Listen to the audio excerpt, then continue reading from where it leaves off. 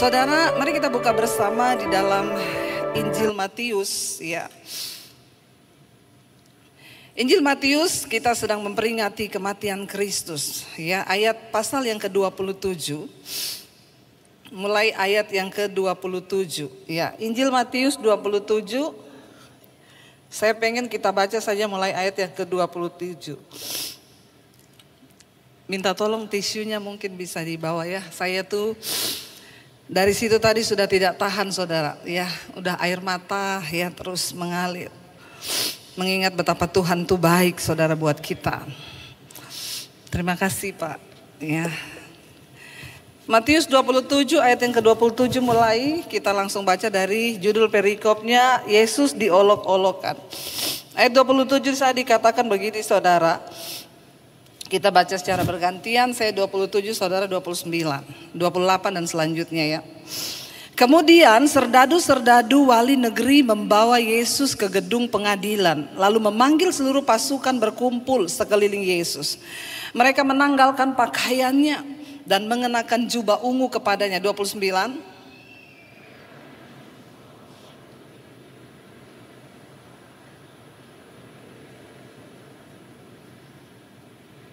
Mengolok-ngolok.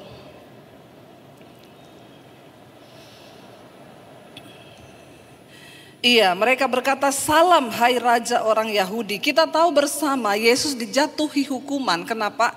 Karena dia dianggap menista raja.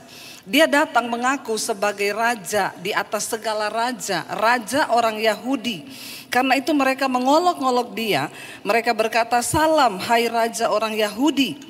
Ayat 30 berkata, mereka meludahinya dan mengambil bulu itu dan memukulkannya ke kepalanya. Sesudah mengolok-ngolok dia, mereka menanggalkan jubah itu daripadanya dan mengenakan pula pakaiannya kepadanya. Ya, kemudian mereka membawa dia keluar untuk disalibkan. Ayat yang ke-32 firman Tuhan berkata, ketika mereka berjalan keluar kota, mereka berjumpa dengan seorang dari Kirene yang bernama Simon. Orang itu mereka paksa untuk memikul salib Yesus. 33.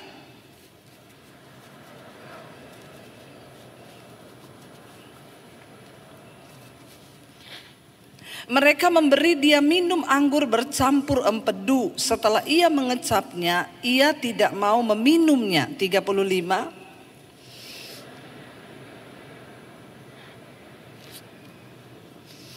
Lalu mereka duduk di situ menjaga dia. 37.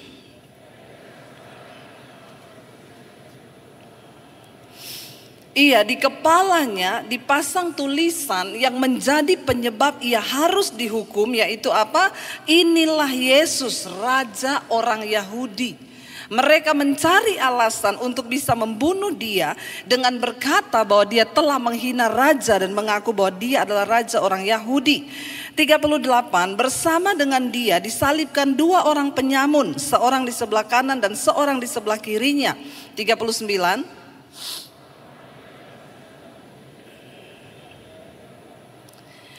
Mereka berkata, "Hai engkau yang merubuhkan bait suci dan dapat membangunnya kembali dalam 3 hari, selamatkanlah dirimu. Jikalau engkau anak Allah, turunlah dari salib itu." Saudara, ketika seseorang tidak mengerti akan karya keselamatan, maka mereka tidak tahu. Dulu saya berpikir orang Kristen itu bodoh. Kenapa mereka percaya kepada Yesus yang mati? Kalau Yesus itu Tuhan, gak mungkin dia mati. Dia bisa turun dari kayu salib, merubah dirinya dengan kuasa Allah. Dia bisa menaklukkan segalanya. Karena saya tidak tahu bahwa Yesus memang harus datang untuk mati. Itu karya terbesar yang sudah Tuhan kerjakan bagi kita. Mereka juga mengolok-olok dia sama seperti saya waktu itu yang berkata, kalau memang engkau itu anak Allah, turunkan dirimu dari atas kayu salib itu. Ya, lalu ayat yang ke-41 dikatakan, demikian juga imam-imam kepala bersama-sama dengan ahli-ahli Taurat dan tua-tua. Ya, semua mengolok-olokkan dia dan mereka berkata, 42.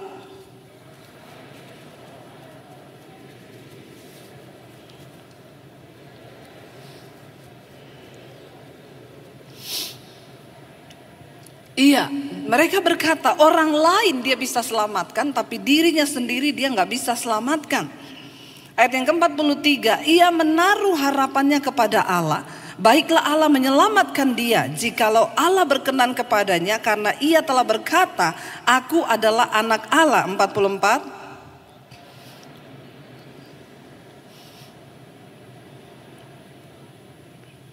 Saya pengen kita fokus sekarang, saya mulai dari 45. Ini pembahasan kita, tadi itu pembukaan. Yesus mati. Mulai dari jam 12 kegelapan meliputi seluruh daerah itu sampai 3 jam. Saudara, banyak ahli yang berkata itu adalah fenomena alam atau yang biasa disebut adalah gerhana matahari. Tapi itu bisa dibantahkan dengan kita tahu gerhana matahari itu tidak bisa sampai 3 jam. Yang kedua itu adalah saat perayaan ya Paskah. Tidak mungkin, kenapa? Karena itu terjadi pada bulan purnama. Tidak mungkin di saat bulan penuh itu akan terjadi gerhana matahari. Jadi sudah terbantahkan. Kenapa saudara? Ya dikatakan di sana bahwa ya matahari dalam 3 jam itu benar-benar tertutup dan tidak ada cahaya sama sekali di dalam kegelapan. Firman Tuhan berkata dalam Yohanes pasal yang pertama ayat yang ke-9. Di sana Yohanes bernubuat tentang kedatangan Kristus. Injil Yohanes 1 ayat yang ke-9 firman Tuhan berkata begini. Terang yang sesungguhnya yang menerangi setiap orang itu sedang datang. Kata Yohanes, ke dalam dunia. Ia telah ada di dalam dunia dan dunia dijadikan olehnya, tetapi dunia tidak mengenalnya. Ia datang kepada milik kepunyaannya, tetapi orang-orang kepunyaannya itu tidak menerimanya. Saudara tahu kenapa saat itu dunia, bumi diliputi oleh kegelapan ketika Yesus disalibkan. Kegelapan artinya apa? Tidak ada terang. Ketika manusia berusaha untuk melenyapkan terang yang sesungguhnya itu, ya maka alam pun berduka. Ada sesuatu keajaiban yang terjadi saudara. Ya mari kita melihat hari-hari ini pun begitu banyak orang sedang bertentangan dengan kebenaran dan mereka berusaha untuk membunuh kebenaran itu. Ketika Yesus dibunuh saudara, ketika Yesus disalibkan, matahari tidak bersinar 3 jam. Bumi seolah diputar kembali kepada penciptaan yang semula. Semuanya gelap. Bumi sedang diriset ulang. Kenapa? Karena sudah begitu kotor dengan dosa. Kematian Kristus itu meriset ulang saudara. Semua kegelapan itu akan sirna dengan kebangkitan. Kematiannya di atas kayu salib. Sebab dialah terang yang sesungguhnya. Tetapi manusia tidak mengenal terang itu. Bahkan mereka berusaha untuk membunuh terang itu. Kenapa matahari? Kenapa saat itu tidak ada cahaya? Tiba-tiba gelap. Saya percaya semua orang melihat saat itu sesuatu yang menakutkan. 3 jam tidak ada cahaya. Sebab dunia sedang diriset ulang. Penciptaan pertama kali dalam kitab Kejadian dikatakan bumi tidak ada cahaya, hanya kegelapan. Yesus datang membawa terang yang sesungguhnya itu ke dalam dunia. Kematiannya di atas kayu salib itu meriset ulang kembali dunia ini saudara. Dan kita akan lihat nanti. Ya, dikatakan terang yang sesungguhnya itu yang menerangi setiap orang sedang datang ke dalam dunia dan ia telah ada di dalam dunia. Dunia dijadikan olehnya dan dunia ini miliknya, tetapi kepunyaannya tidak mengenal dia. Dan lalu di sana dikatakan saudara, kalau kita lihat ya, kita kembali pada pembacaan kita tadi. Kira-kira jam 3 berserulah Yesus dengan suara nyaring. Matius pasal 27 ayat 46 tadi berkata, kira-kira jam 3 berserulah Yesus dengan suara nyaring ketika akhirnya cahaya itu kembali menerangi 3 jam. Yesus berseru, Eli, Eli, lama sabachthani. Di sana dikatakan dia berseru dengan suara nyaring yang artinya, Allahku, Allahku, mengapa engkau meninggalkan aku? Dulu ketika saya belum mengenal Yesus, ayat ini sering dipakai untuk menyerang. Kalau memang Yesus adalah Tuhan, kenapa dia berkata, jangan engkau tinggalkan aku? Allahku, Bapakku, kenapa engkau meninggalkan aku? Saudara, seringkali kita lupa kenapa Yesus berteriak seperti itu ketika dia sedang ada di atas salib, ketika dia akan dibunuh, saudara. Karena dia sedang menggantikan posisi saudara dan saya. Dia berteriak, Bapa, kenapa engkau meninggalkan aku? Dia sedang berdiri di atas kayu salib menggantikan posisi saudara dan saya. Di mana seringkali kita itu merasa Tuhan meninggalkan kita. Ketika kita sedang ada di dalam tekanan. Betapa banyak ibu-ibu yang datang kepada saya dan berkata, Tuhan di mana, Bu? Kenapa suami saya meninggalkan saya? Manusia itu selalu berpikir ketika tekanan datang di dalam hidupnya, persoalan datang, masalah datang, dia dihianati oleh suami, dihianati oleh anak, lalu kita berpikir Tuhan meninggalkan kita. Tetapi itulah konsekuensi dari dosa. Kenapa, saudara? Dosa membuat hubungan kita dengan Tuhan terpisah. Dan inilah keadaan yang paling mematikan bagi seorang manusia. Di saat apa? Waktu hidupmu terpisah dari Tuhan. Kenapa? Karena dialah sumber kehidupan kita. Yesus sedang berteriak mewakili kita kepada Bapa. Bapa, Bapa, mengapa engkau meninggalkan aku? Saudara, saya baru mengerti ketika saya membaca ulang firman ini. Saya baru mengerti ternyata teriakan ini mewakili saya dan saudara. Ketika kita terkungkum oleh dosa, sebab upah dosa itu ialah maut. Tidak ada satupun dari kita yang selamat. Karena semua manusia telah berbuat dosa dan kehilangan kemuliaan Allah. Berapa banyak ketika kita dihianati oleh suami, istri, keluarga. Waktu kita merasa tertekan, waktu kita sedang mengalami hal-hal berat. Lalu kita berpikir, Tuhan, kenapa engkau meninggalkan aku? Itulah perasaan yang paling membunuh ketika kita merasa Tuhan meninggalkan kita. Saya pernah merasakan satu perasaan di mana Tuhan meninggalkan saya ketika kami sekeluarga mengalami tabrakan mobil. Mobil kami hancur 80%, terbalik ke sebelah jalan tol, ditabrak oleh bus yang begitu besar. Saat kami mengalami itu, saudara, puji Tuhan tidak ada satupun dari kami yang terluka. Bahkan tidak ada setetes darah pun di sana. Itu Tuhan yang luar biasa, yang melindungi setiap kita yang sungguh-sungguh dipanggil. Tetapi oke, saya terima Tuhan melindungi kami. Banyak banget WA yang masuk kepada saya, Bu, introspeksi diri. Kenapa sebagai hamba Tuhan ibu kecelakaan? Kalau memang ibu hamba Tuhan disertai Tuhan, ibu tidak akan kecelakaan. Apalagi ibu sedang pelayanan. Saya sudah tertekan dengan keadaan itu, ditambah dengan WA yang masuk. Bukan mendoakan, tetapi melumpuhkan iman.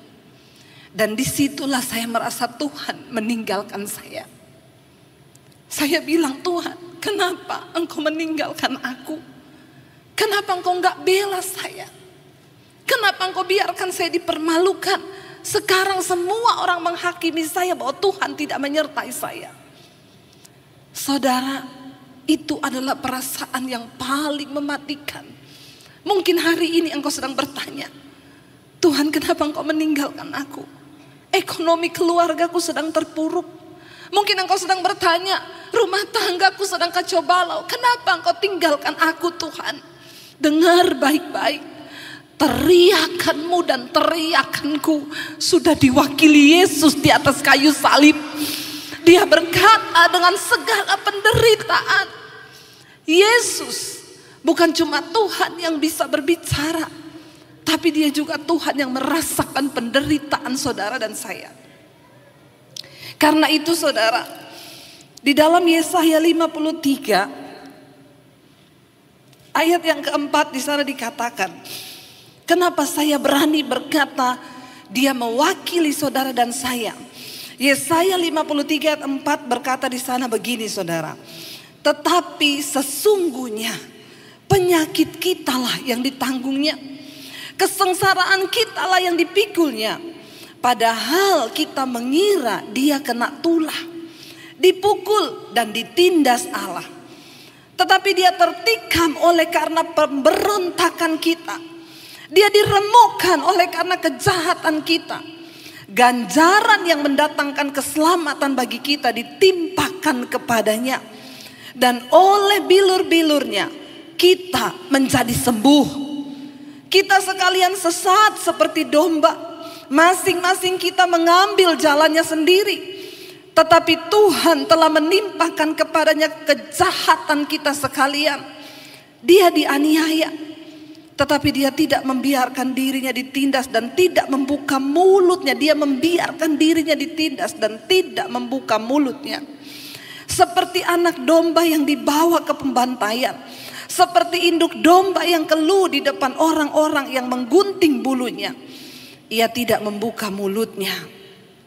Ayat yang ke-8. Sesudah penahanan dan penghukuman, ia terambil dan tentang nasibnya siapakah yang memikirkannya? Sungguh ia terputus dari negeri orang-orang yang hidup. Dan karena pemberontakan umatku, ia kena tulah. Saudara, Yesus berteriak di atas kayu salib mewakili hidup saudara dan saya. Jangan berpikir dia tidak tahu apa yang engkau alami hari ini.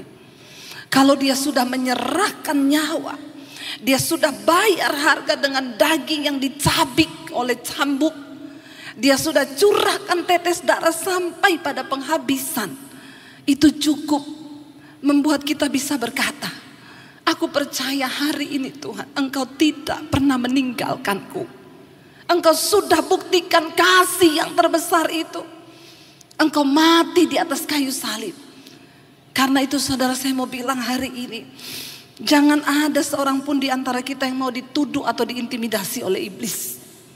Tuhan beserta dengan engkau. Dia merasakan penderitaan kita. Dosa adalah penyebab manusia kehilangan hubungan dengan Tuhan. Orang yang paling malang di dunia ini bukan orang miskin. Orang yang paling malang di dunia ini adalah orang yang kehilangan hubungannya dengan Tuhan. Karena itu saudara, jangan main-main lagi dengan dosa. Engkau telah ditebus dan harganya lunas dibayar. Dan selama engkau terus hidup di dalam dosa, maka engkau akan merasa jauh dari Tuhan. Jangan biarkan iblis mengambil keuntungan dari setiap hidup kita. Hari ini engkau yang masih terikat dengan kenajisan, dengan percabulan. Saya itu tadi merinding melihat setiap kita berkumpul di tempat ini. Tapi saya tahu Tuhan ini belum sorga. Apalagi kalau kita di sorga. Kita memuji dan menyembah Tuhan. Kita semua masih dalam perjalanan menuju ke sana. Jaga supaya jangan ada seorang pun di tempat ini yang tidak sampai pada tujuan akhir, yaitu keselamatan yang kekal. Yesus sudah bayar lunas di atas kayu salib. Jangan bermain-main dengan dosa. Ada banyak ibu-ibu yang datang kepada saya, Bu, kenapa Tuhan meninggalkan saya? Baru tadi malam saya ketemu dengan seorang ibu. Ketika dia dalam pergumulan, dia bilang, kenapa Tuhan Engkau meninggalkan aku? Lalu Tuhan menjumpai dia dan berkata, Tuhan kasih dia penglihatan. Dia berdoa, Tuhan nungguin di sampingnya. Lalu Tuhan ngomong, kamu pikir aku meninggalkanmu? Bahkan setiap kata dari doamu itu aku dengar. Tidak ada satu pun yang tidak aku dengar. Tapi aku mau lihat perjuangan imanmu. Bagaimana engkau sungguh-sungguh mengandalkan aku di dalam setiap keadaan. Tuhan tidak pernah meninggalkan saudara dan saya. Kalau hari ini engkau sedang jatuh di dalam dosa, bangkit saudara. Jangan bermain-main dengan dosa, karena itu artinya kita tidak menghormati darah dan tubuh Kristus. Kita telah ditebus. Yesus mewakili teriakan orang-orang yang merasa hubungannya terputus dengan Tuhan akibat dosa. Sebab akibat dosa itu ialah maut. Tidak ada seorang pun dari kita yang selamat. Tapi ketika kita mau sungguh-sungguh cari Tuhan, Tuhan berkata, carilah aku selama aku berkenan untuk ditemui. Kemarin ada seorang yang datang kepada saya untuk minta dibaptis. Saya tanya, tiba-tiba masuk di HP saya. Maaf saudara, HP saya ini yang masuk WA puluhan ribu. Untuk bisa membukanya pun saya berdoa. Saya meminta maaf kalau saya tidak bisa membalas semuanya karena saya begitu terbatas. Tiba-tiba berapa waktu yang lalu ada WA yang masuk, tulisannya gini, Ibu, saya mau dibaptis.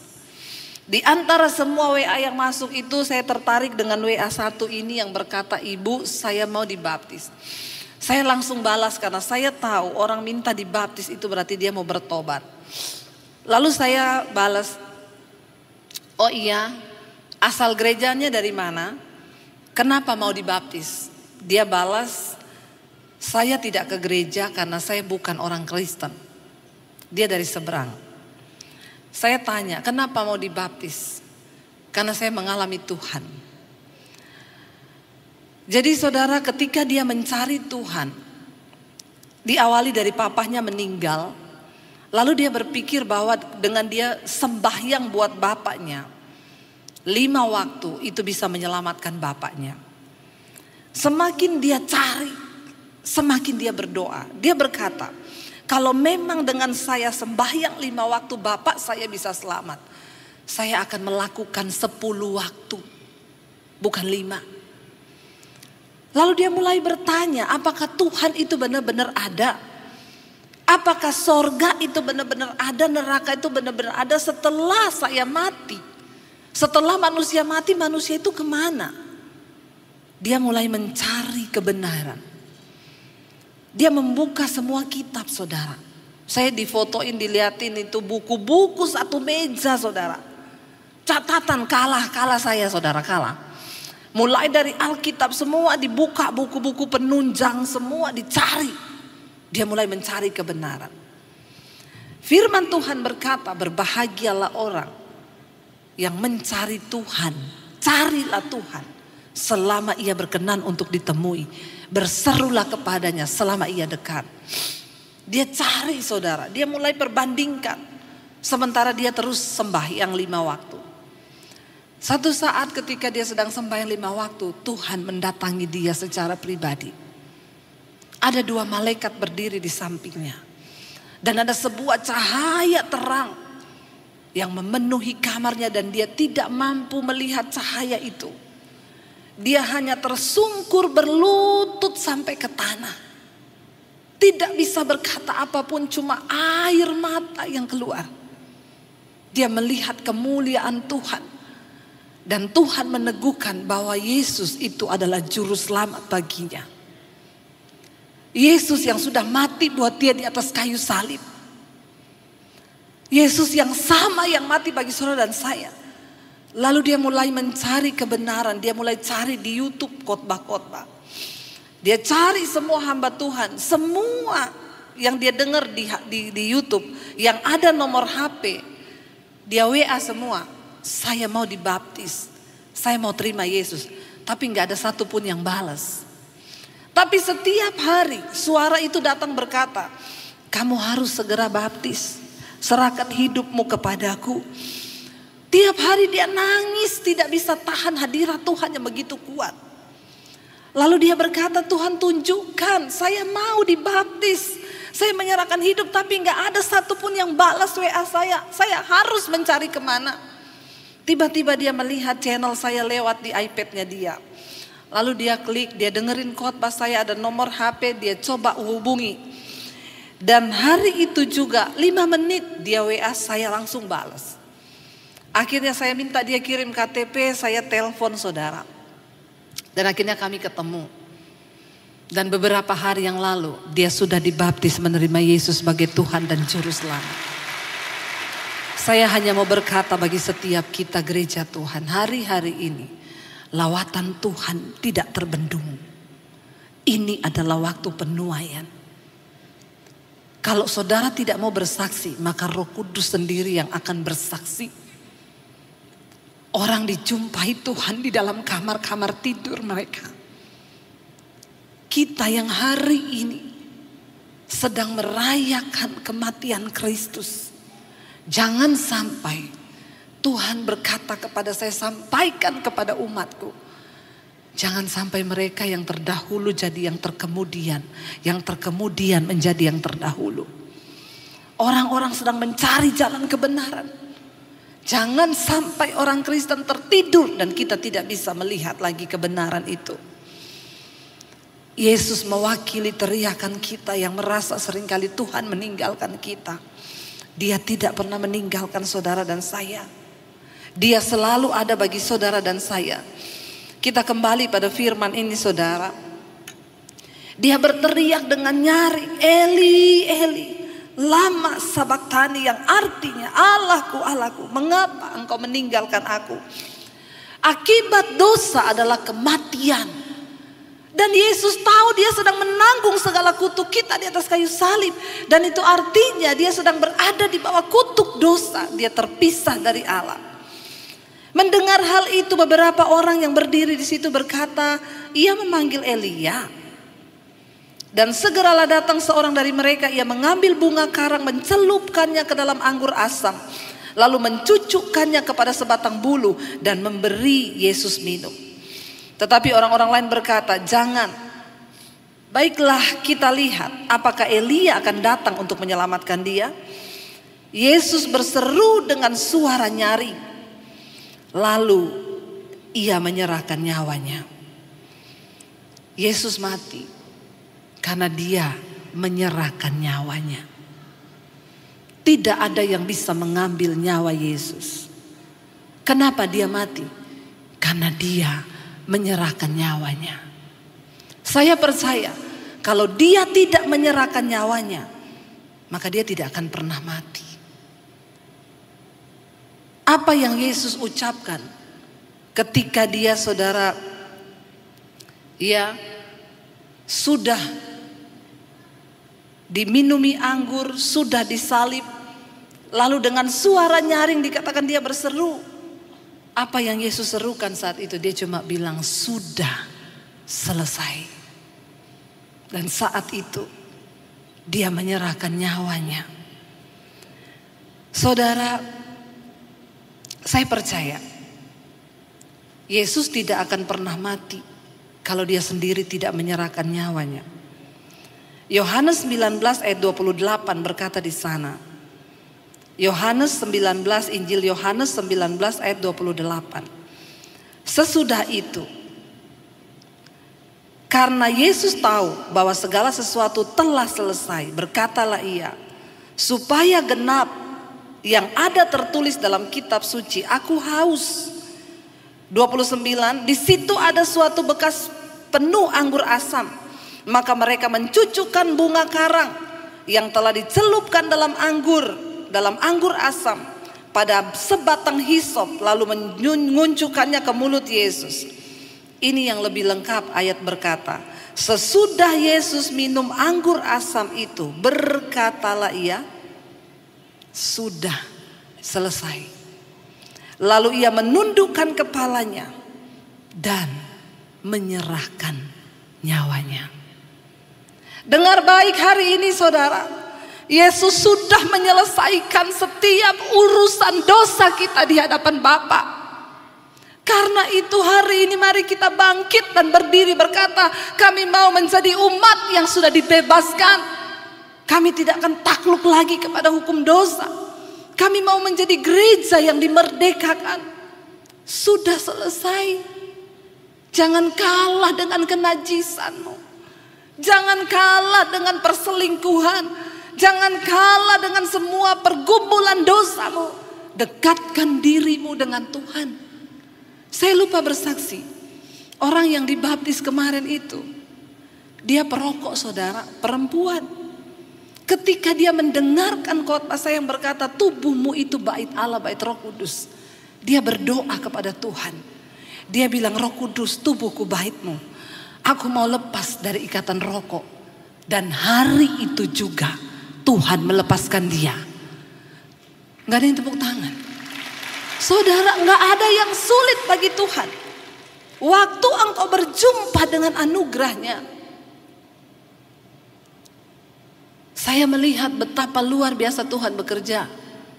Dan dia bukan orang biasa, dia seorang artis. Tapi saya belum bisa bukakan identitasnya. Tuhan itu baik. Tuhan itu luar biasa. Dengar baik-baik, Yesus bilang sudah selesai. Lalu dia menyerahkan nyawanya. Biar hari ini kita semua merenung saudara. Tuhan sudah melakukan yang terbaik bagi hidup saudara dan saya. Nyawa yang dia serahkan.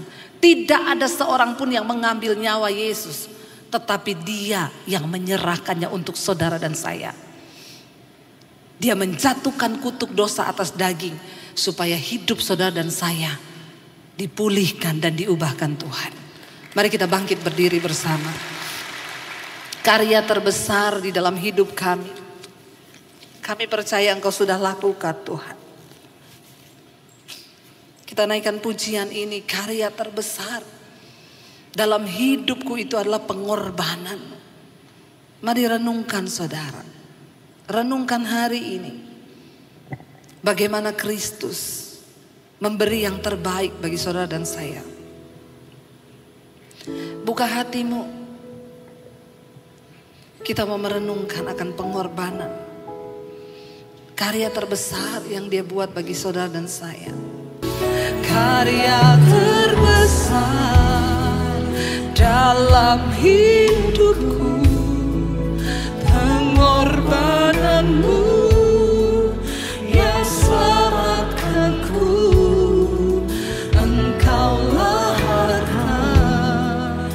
Yang tak ternilai, yang ku miliki dan ku hargai. Yesus Engkau ku kagumi. Lebih lagi katakan terima kasih Tuhan. Amin. Dalam hidupku pengorbananmu yang selamatkanku.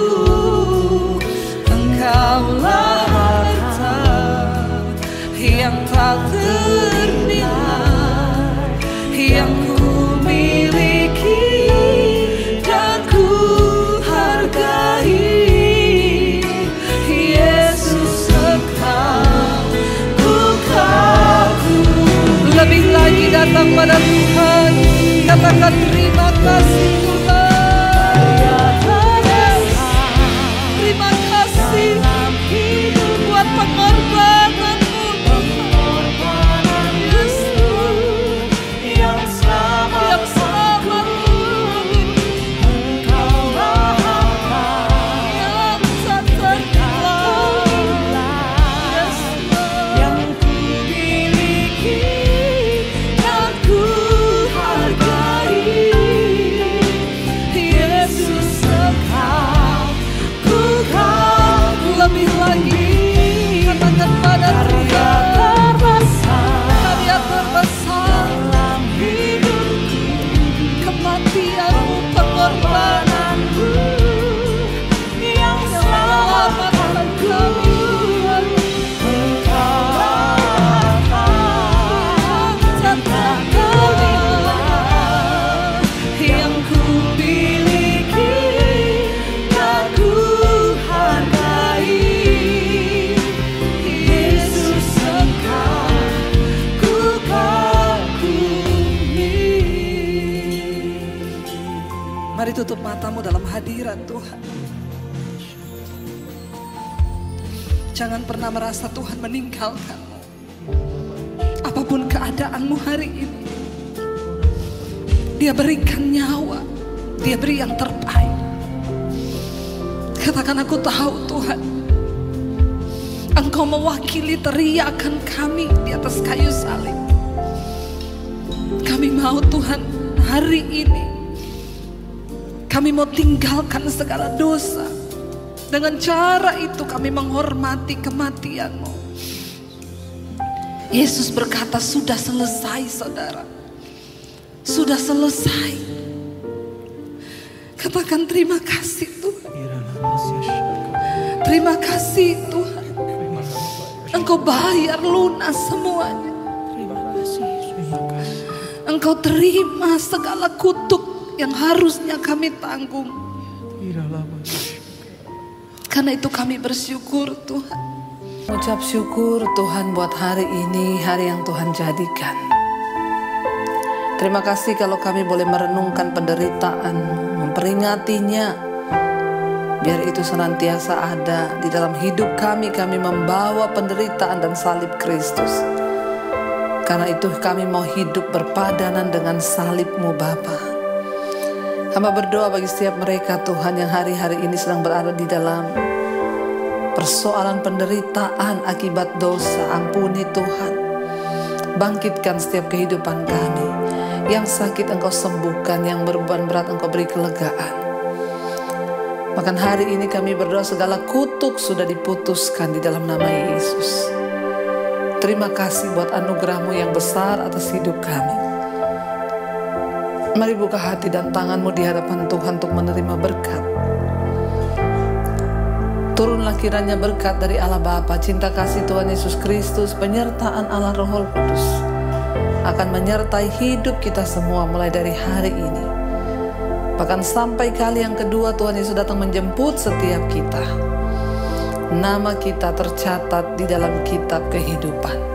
Di dalam nama Tuhan Yesus Kristus yang percaya diberkati, mari katakan bersama. Amin, amin, amin.